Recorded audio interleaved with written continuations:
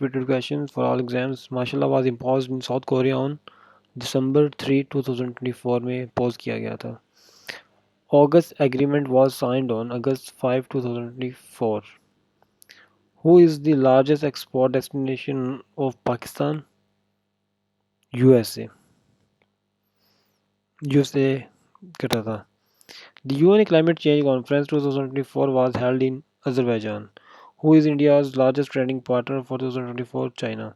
Ismail Hani was martyred in Iran on July 31st, 2024. Ismail Hani was martyred in Iran. Repeat है. G20 summit meeting held in 2024. G20 summit जो meeting held हुई थी 2024 में वो कहाँ हुई थी? Rio de Janeiro.